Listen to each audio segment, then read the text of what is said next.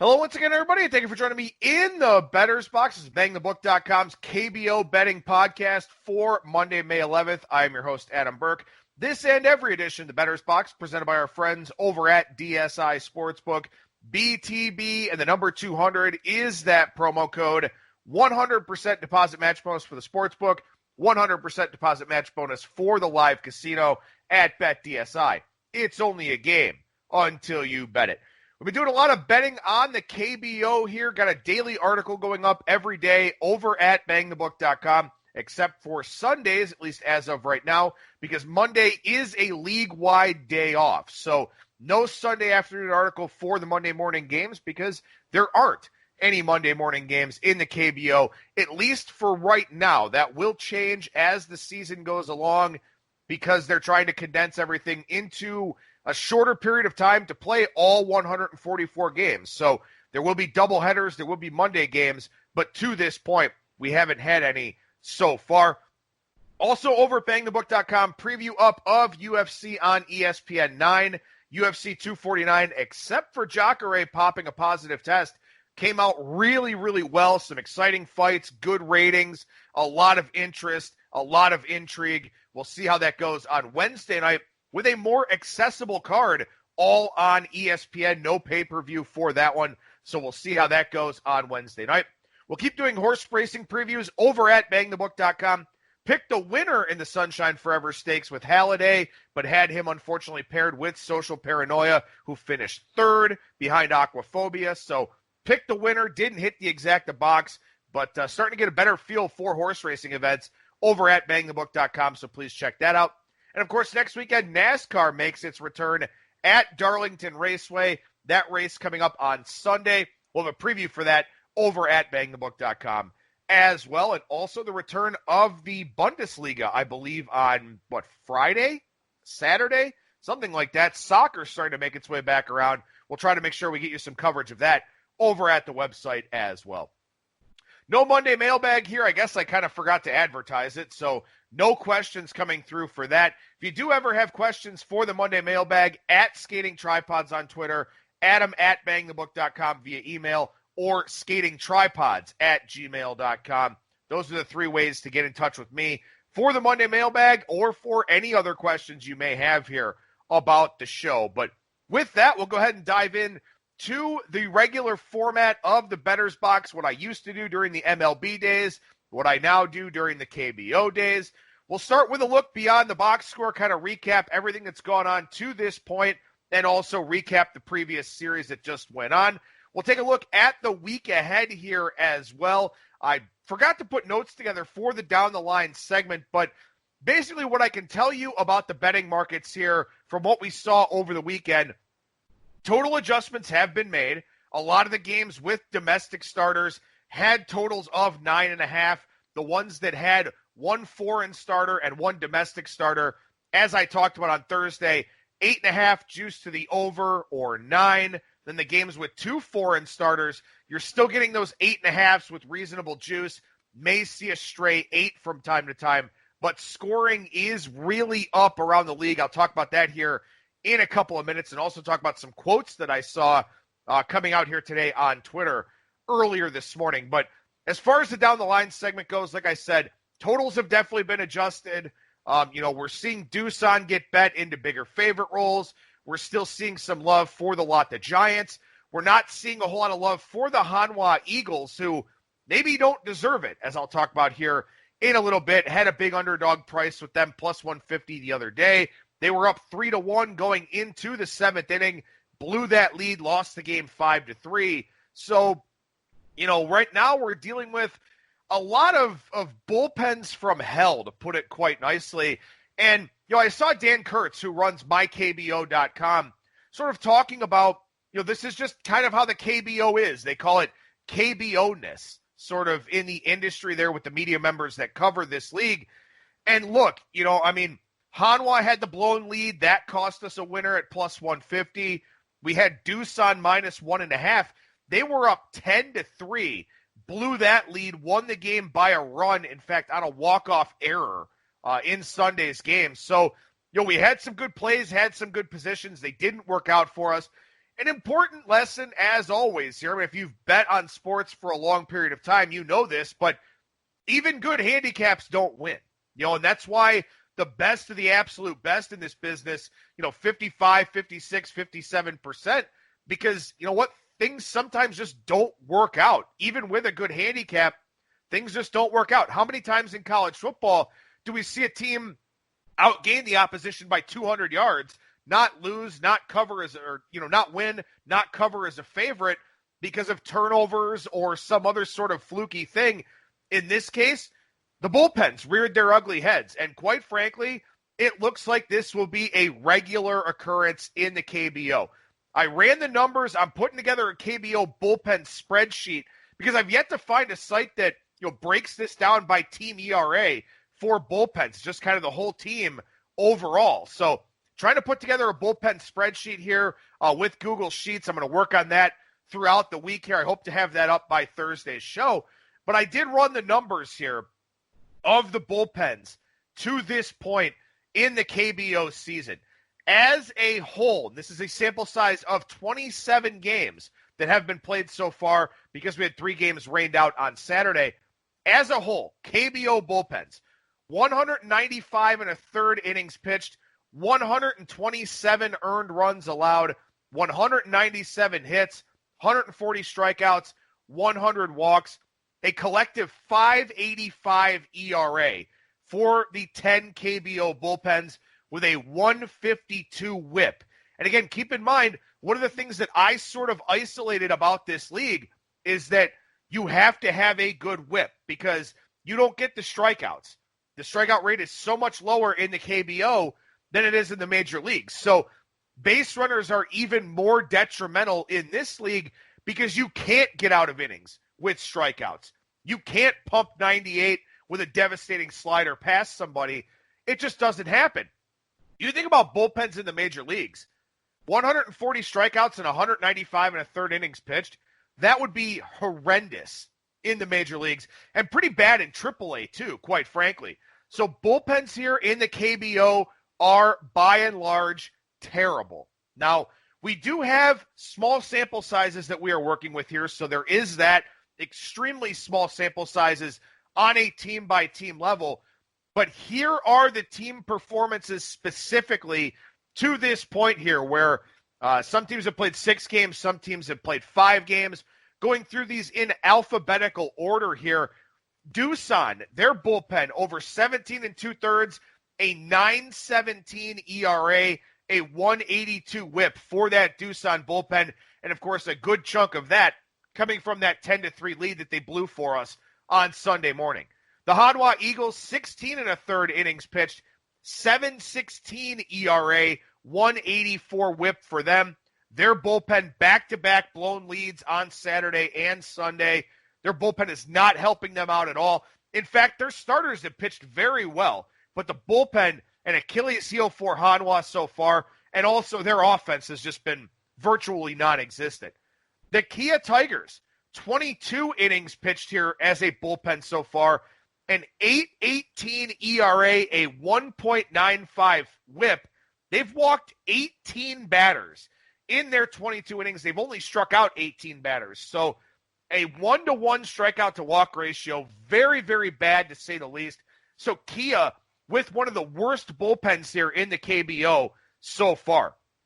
The Kiwoom bullpen, very good actually. 23 innings pitched, 3.13 ERA, 126 whip for them. They've only walked 4 batters. And I'm going to expand on that a little bit more here in a couple of minutes.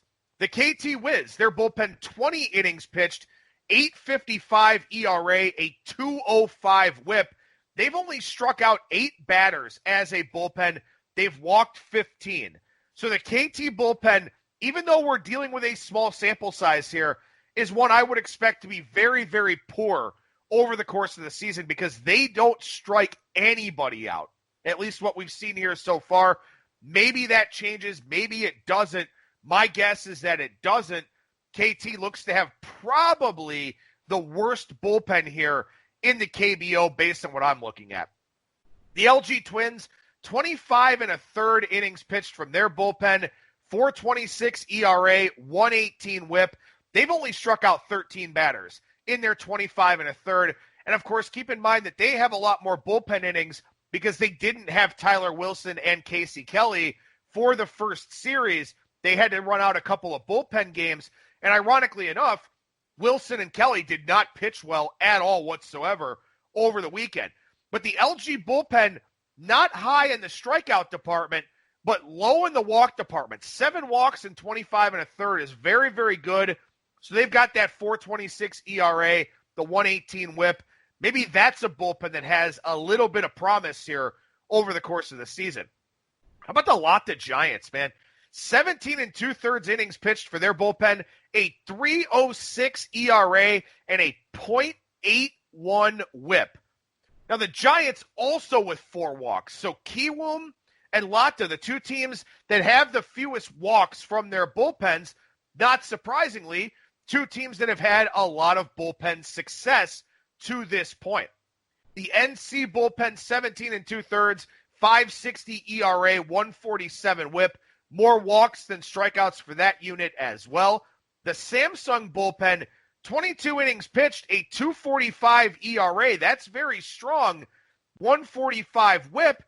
They've got 19 strikeouts, so they've done a pretty good job in the strikeout department. That's tied with Kiwoom for the most in the KBO, but also they've got the 14 walks. Only 6 earned runs allowed. Samsung's bullpen probably getting a little bit lucky here at the outset, but again, small sample sizes, one good or bad performance can really skew these numbers as a whole. Finally, SK, 14 innings pitched, 14 runs allowed, so that's a 9.00 ERA, 179 whip for them. Only 8 walks, but also only 14 innings. They got lucky that some of their starters working deeper into games because their bullpen did not pitch well at all whatsoever. So again, very small sample sizes. On the whole, bullpens are pretty bad with that 5.85 ERA, 152 whip. As I calculate some more data here, as I find more bullpens that do a good job of limiting walks, like to this point, Kiwoom, LG, and Lotta have done, those are probably going to be your better bullpens, the teams that don't walk guys. Because again, we're talking about a league where you're not going to see a lot of strikeouts, even from the relief pitchers. So the more base runners, the more damage that can come along. And we've certainly seen that here with some of these bullpens just giving up 7, 8, 9 runs an inning, a lot of 4 and 5 run innings, stuff like that. These things tend to snowball out of control. Something else I was kind of thinking about here too is that I talked about the frequency of stolen base attempts here in this league. And I think when you've got base runners on, you're paying a lot more attention to those guys that are on base because you don't want those stolen bases. Because again, this is a league where you don't get strikeouts. Stranding guys in scoring position is much more difficult. That could be a problem here for some of these relief pitchers as well. We know from a Major League Baseball standpoint that as a general rule, relievers are not good at holding runners. We see a lot of teams get more aggressive in the late innings because relievers just don't hold runners. They're not worried about it. They've got higher strikeout totals. They can just pitch it, throw it past guys, not worry about those base runners. Well, in the KBO, you can't do that. So I think we probably get a lot more of a lack of focus from some of these relievers here when they do get runners on base. So again, another reasons why I think if you've got a bullpen that's able to limit walks, they're probably going to have the most success. 61 home runs in 27 games here in the KBO. And in fact, if you follow Daniel Kim on Twitter, at Daniel Kim W, this was retweeted by Dan Kurtz, and I have started following Daniel Kim on Twitter. They're saying that pitchers and hitters alike are saying that the ball seems different. One hitter, in fact, as Daniel Kim posted about on Twitter, said, we couldn't even hit home runs in batting practice. And now we've got 61 homers in 27 games, 2.26 home runs per game. That's up from 1.41 in 2019. The ball does appear to be playing differently.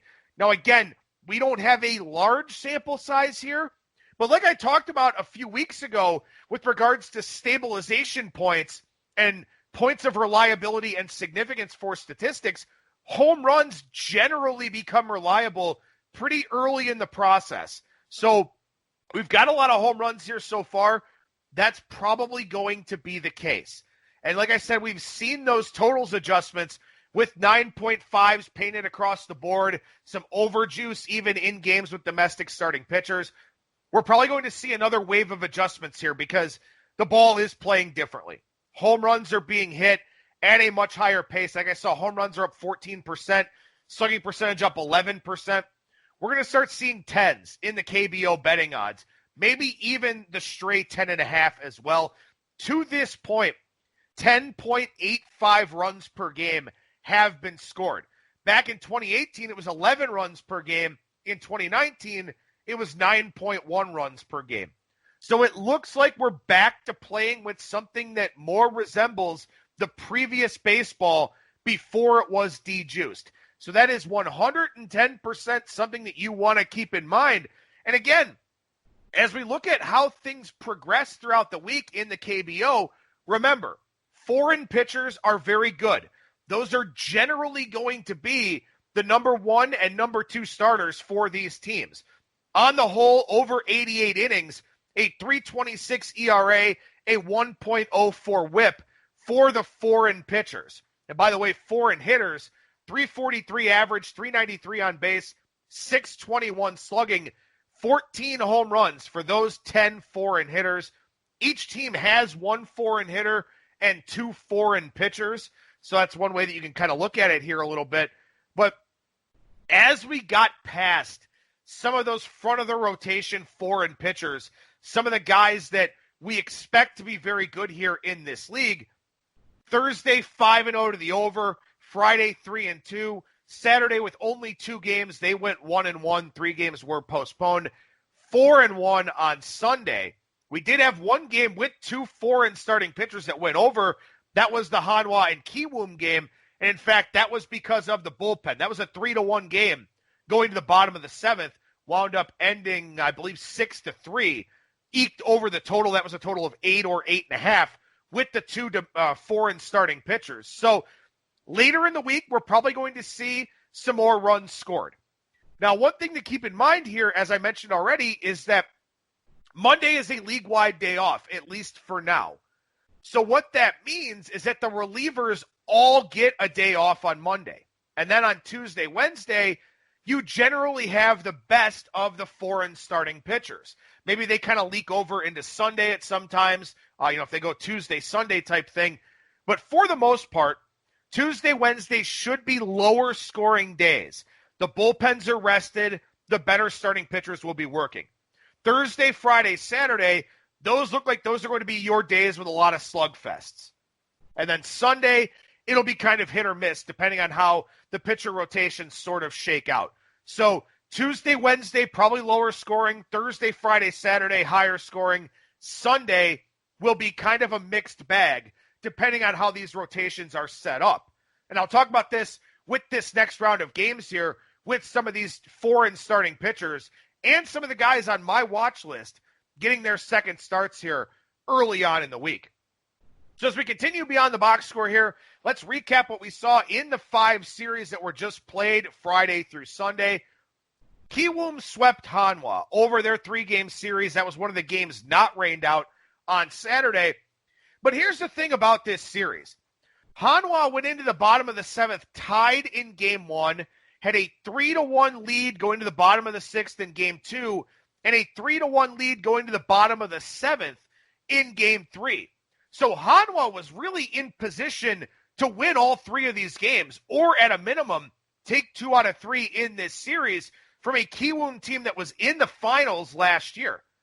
Great starting pitching for Hanwha to this point, but no relief pitching whatsoever. And also, too, they only scored 3 runs per game in that series. And in this current offensive environment, that will not get it done. If the ball is going to play more like 2018 than 2019, the teams that struggle offensively are going to have a major, major problem over the course of the season. Because what happens in a high offensive environment is that the gap between the haves and the have-nots gets much larger. because I've already talked about it. Domestic pitchers suck in this league. Most of the starters are not very good, and as we just saw, a lot of the relievers aren't very good. So if you can hit, you're going to have a ton of success if the ball is juiced once again. If you can't hit, well, that makes it a really big problem for you. And to this point in time, Hanwha can't hit. Minimal power, 8th in on-base percentage. It's going to be hard for them to win games because their starting pitchers are going to have to be exceptional, and their bullpen's going to have to figure it out here as this season goes along. Hanwha's also hit into 8 double plays thus far. That's second in the KBO, so maybe a little bit of positive regression offensively, but this still is not a great offense compared to what's out there around the league, and we saw that here in this series, getting swept even though they had opportunities to win all 3 of these games in this series. The Kiwoom bullpen, as I mentioned already, were among the best in the KBO over the first week. Also, their offense, a little bit of a slow start, but some very timely hitting for them. They're 3rd in batting average with runners in scoring position. So they haven't given themselves a lot of chances to this point, but when they have, they've cashed them in. Their on-base percentage is in the bottom half of the league, which we would not expect after they were the best offensive team in the KBO last season. But I think that they should be in line for some positive regression, in particular with a rejuiced baseball here this year. And if they have the best bullpen in this league, and they very well could, Kiwoom looks to be a play-on team over the course of the season here in the KBO. So if you're modeling or power rating, something like that, Kiwoom, to me, probably the best or second best team in this league, based on my interpretation of the data here to this point in time. Samsung took 2 out of 3 from Kia. I mentioned going into this series, and I wish I would have followed through a little bit more here. I mentioned that Samsung, even though they didn't score runs against the NC Dinos in their first series, they had a lot of chances. They drew a lot of walks in that series. Their offense didn't do anything in the finale, but they scored 19 runs in the first 2 games. They did have a 9-run 8th inning in the middle game. That felt like kind of the dam breaking, so to speak, to kind of give them a little bit of positive regression here in that spot. But when you look at this Samsung team, their biggest issue right now is they don't make contact. 48 strikeouts over their games so far. That is an astronomically high total in the KBO over their 6 games here. So, this is one of those cases for Samsung where if they start making more contact, they should be fine. They lead the league in walks. They've worked a lot of deep counts, but with that high strikeout total, they're batting under 200 as a team. And one of the problems with working a lot of deep counts is that you get 2 strikes, you have to protect. When you have to protect, you make weaker contact. If you look at exit velocities early in the count versus late in the count, in particular with 2 strikes, there's a massive difference. That's going to be true of baseball as a whole. So for Samsung here, with 77 of their plate appearances either ending in a strikeout or a walk, their hitters are hitting in a lot of deep counts. Now, I don't know if that will change as the season goes along, but it's a catch-22. In this league, drawing walks is great. Striking out is really bad. So that's been the case for Samsung here to this point in time. I'll follow along with that, kind of keep an eye on that, see how that goes. Kia in this series, they did get blown out in the first 2 games of the series, but they hit into 6 double plays over these 3 games. They've hit into 10 double plays over the course of the season thus far, so that's kind of hurt their offense a little bit. They drew 14 walks in this series, and they're second in the KBO in walks, second in on-base percentage.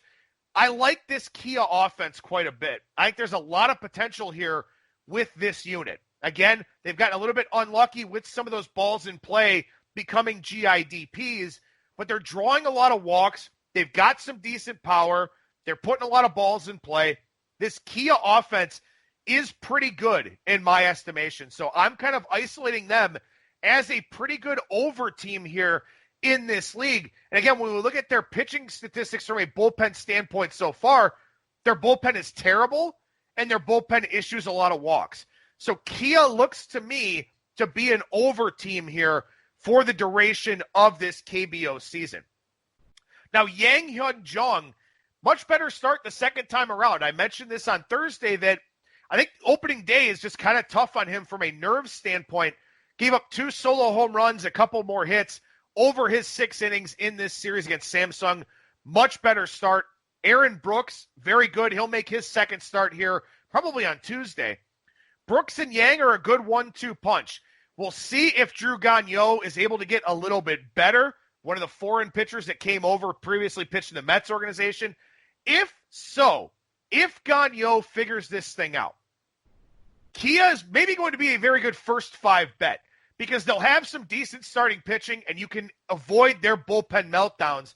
And from what it looks like, there will probably be a good number of those over the course of the season. So Kia may be a really good first 5 team and a full game over team as this season goes along. So the KT Wiz, I talked about them last week, how I didn't really love their lineup construction.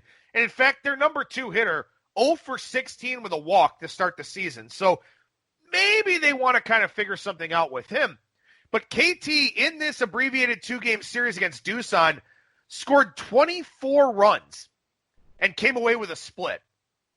They won the first game, lost the final game.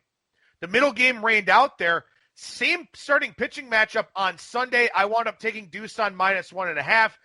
Guess the right call was probably taking the over in that game. Walk-off error was the winner for Doosan in that one. But speaking of the baseball, as I just said, about 2.27 home runs per game here, or 2.26 home runs per game so far. We saw 6 home runs in the Sunday game at Doosan. And Jamsil Stadium is one of the better pitchers' parks in the KBO. And there were 6 home runs hit in that game on Sunday. Could be a microcosm, could be an example of the rejuiced baseball here and why home runs and scoring are up so much in the KBO to this point. One thing I have noticed here in the KBO is that a lot of these teams are trying to maximize their platoon advantages early on in the game. You would almost never in Major League Baseball see the leadoff man or the 2-hole hitter swapped out as much as they are here in the KBO. So teams are really trying to maximize those platoon advantages early in the game.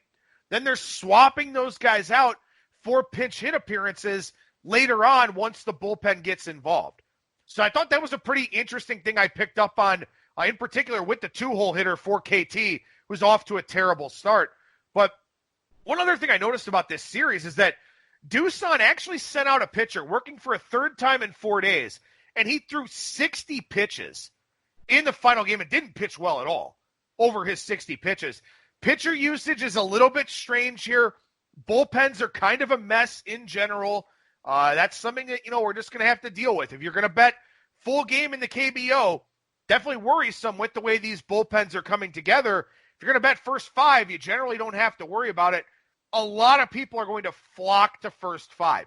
And what's going to happen with that, with first 5, is that we're probably going to see some really biased prices, and we may end up seeing 35, 40-cent lines with the first 5s because people aren't going to dick around with these full games where the bullpens in this league are just by and large atrocious. So that is kind of a trade-off. If you want to play first 5s, you will avoid the bullpens, and that could be very beneficial for you. But keep in mind, you are going to pay a premium. You are going to pay a pumped-up line, where lines are very much going to be shaded. And again, some books will probably incorporate 35, 40-cent lines, maybe even 50-cent lines, depending on how high that first 5 money line is. So there will be a lot of liberties taken out there by the sports books with first 5s, noticing just how bad these bullpens are. So again, something for you to keep in mind if you want to go the derivative route. NC, they finally lost the game. They split their series with LG, and quite frankly, they shouldn't have lost the game because they were up 6-0 after the first inning. LG with a 7-run 8th inning on Sunday to pick up their first victory. For LG here, Tyler Wilson and Casey Kelly were both blasted in their respective starts. Like I talked about, those were guys that were under mandatory quarantine. So I don't know how things worked out for them.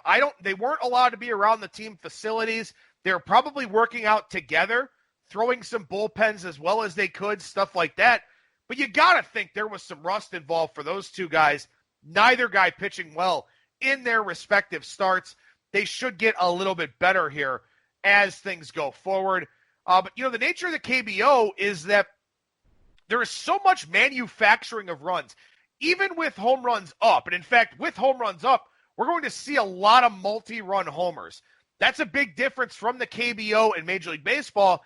Major League Baseball, you see a lot of solo home runs. I think in the KBO, you're going to see a lot of multi-run home runs just because of walk rates and balls in play and stuff like that. So we're likely to see very big innings, very big swings. I don't know if anybody's offering live betting on this as of yet. The book that does, you're going to get a lot of live over opportunities, I think, because we're going to see a lot of multi-run, really big innings once these bullpens come into the equation. And, of course, we did see that with that 7-run eighth inning for LG. We saw a 9-run inning for Samsung over the weekend. That's probably going to be a thing as we go throughout the KBO season here. Looking at this series, looking at LG specifically, as a general rule, I like this LG offense. They've got some very good power. They've got a good top of the order. They've got a former major leaguer in Baltimore Oriole, Hyun-Soo Kim, who actually was pretty decent in the major leagues while he was over there. LG's only drawn 18 walks, but I think that should improve as the season goes along. As I said, a lot of power for them. They'll be an over team for me as well in games without Wilson and Kelly on the mound, because I do think Wilson and Kelly will be a lot better as they sort of settle into rhythm. But that may take some time, and you may want to look to fade them in their next starts because, again, being foreign pitchers, with that foreign pitcher bias in the market, Wilson and Kelly could be a little bit mispriced in their starts later on this week for the LG Twins. Final series, take a look at here. Lotta, they stayed perfect with a 2-game sweep. This just feels like a different team. I mean, they probably have a much more optimized lineup now that they're going with some more analytics, more of that money ball generation type stuff. Dan Straley absolutely shoved on Sunday. The Lotta bullpen has been terrific. They've been one of the best bullpens in the KBO so far. And in fact, Park Shi-young has allowed 4 of the 6 runs for this Lotta Giants bullpen. They're tied with Kiwoom for the fewest walks. Again, I think bullpens that avoid walks can really thrive. And I think, for somebody like me who comes from an analytics and sabermetrics background, I isolated walks right away. The Giants front office is far smarter than me. I mean, these are guys that worked for the Cubs, that worked under Theo Epstein, Sung-Min Kim, who's actually in that front office now. He was an analyst for Fangraphs for a while. They're a smart group. If an idiot like me can isolate how much walks matter in this league, and in particular how much walks matter from a bullpen standpoint, the Giants have figured this out too. And I think that's a big deal here in this league. The bullpens with the fewest walks or the lowest walk percentage are going to do extremely well in late inning situations. So if the Giants can sustain this, and I don't know if they can, but if they can, if their message to their relievers is let guys put the ball in play, don't hurt yourself with the walk, we'll rely on our defense. And again, I assume as the Giants have gotten more advanced, they're probably doing more with scouting reports for defensive positioning and stuff like that. This Giants team, I don't think that this is a fluke. I know they were the worst team in the league last year, but I don't think that this is a fluke. Last season, they were second highest in strikeouts. They have a 16% K percentage here so far. They're avoiding big innings on the pitching side. They're not striking out on the offensive side. I don't think that this is a fluke at all. I think this is a cohesive and coherent vision that they've been able to relay to the players on the roster. And I think all of this is working out for them. And you've got everybody on the same page here. You probably have pitchers that went to driveline baseball, and it wasn't about increasing velocity. It was about pitch efficiency. It was about command. It was about control. It was about not walking guys. because that's the goal here in the KBO. The Giants probably can sustain this based on what I've seen so far, based on kind of the inferences that I've made. They haven't hit a batter yet. They're not walking guys. They're not striking out as much. All of these are positive things in this KBO environment, and I think this is very legitimate, what the Giants have done here to this point. Now, a team they swept in this series was SK. Slow start offensively for SK. They've only walked 10 times. That's not going to get it done. And also, this is a pitching staff I'm worried about. They lost Kwang Hyun Kim, who winds up going to the St. Louis Cardinals. They lost Angel Sanchez, who moved over to Japan to play in the NPB. Those are two guys that combined for 58 starts last year with an ERA in the 255, 260 range collectively. They were very good. Now, we'll see how Nick Kingham and Ricardo Pinto do. They'll make their second starts here this week, probably Tuesday, Wednesday, in fact, for SK. The SK offense is not doing much. Kingham and Pinto starts probably unders right now. We'll see if Pinto's able to sustain this. And like I said, I think Nick Kingham could end up being the best pitcher in this league when all is said and done. So I'm really looking to buy on him, but probably buy on him from an under standpoint because SK just not drawing walks. They're a very BABIP-dependent team. Haven't had a lot of luck in that department either. Their offense is probably better than they've shown. But again, I'm not rushing to do a whole lot with SK unless it's a guy like Kingham on the mound or Pinto on the mound, and I'm betting an under in those games. So for the week ahead here, starting with the games on Tuesday morning, Kia versus Hanwha, KT versus NC, Doosan versus Lata, SK versus LG, then finally Samsung versus Kiwoom. Second starts here early in the week for Aaron Brooks of Kia, Odrisamer Despaigne and William Cuevas for KT, Drew Rasinski and Mike Wright for NC, Raul Alcantara, Chris Flexen for Doosan, Nick Kingham and Ricardo Pinto for SK, Ben Lively, David Buchanan for Samsung, and then Eric Jokic for Kiwoom. Second starts for the guys that are on my watch list. Choi Wan-tae of Kiwoom, 5 innings, 2 runs, 9 hits, 4 strikeouts, 2 walks in his first start in his age 22 season last year. 3.38 ERA, 1.28 whip, big bonus, baby. He draws Samsung here this week. He's had really good command over his last 2 seasons. Samsung right now living on the home run, living on the walk. They're striking out a lot. They're not doing overly well with their balls in play. Choi Wan-tae, low home run, low walk numbers over the last couple of seasons. Kiwoom will be a pretty decent favorite over Samsung unless it's, like Choi against Ben Lively, something like that. But I think Choi can have success in that matchup for Kiwoom. So we'll see what the line looks like. But Choi Wan-tae, I will be trying to play either from a side standpoint or maybe an under standpoint, depending on who he winds up matching up against. Young Lee Ha for Doosan. 6 1/3, 2 runs, 1 of them earned, 5 hits, 3 strikeouts, 2 walks. Low strikeout rate, concerning walk rate, but it's his age 22 season. He's a big bonus, baby. He draws the Lata lineup here. Good test for him. Lata's walk rate is only 7.5%. So they're not walking a ton. They're doing really, really well on balls in play. That may regress a little bit. We'll see how the line looks for that Doosan and Lata matchup. But Lee Young-ha is a guy that is on my radar here as a guy I'm watching closely and maybe as a guy to back in some certain starts here. Bae Jae Seong of KT. Very good first start last week against Lata. 6 1/3, 2 earned, 8 hits, 1 walk, 1 strikeout. He'll draw an NC lineup that's doing very, very well. Bae had a breakout season in 2019 with a 3.76 ERA, 1.43 whip. Good command profile.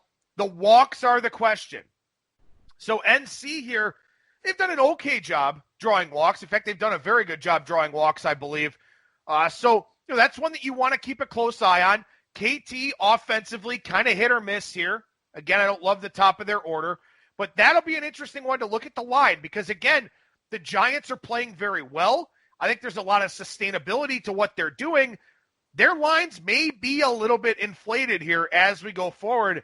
So a guy like Bay at a big plus money price for KT could kind of be worth the investment depending on who he's lined up against. Seo Jun-Wan for Lata, 6 shutout, gave up an unearned run in his first start against KT. He draws Doosan in his next start. He's only 19 years old. I think this could be a fade spot for the Giants here, again, depending on who's on the hill for Doosan.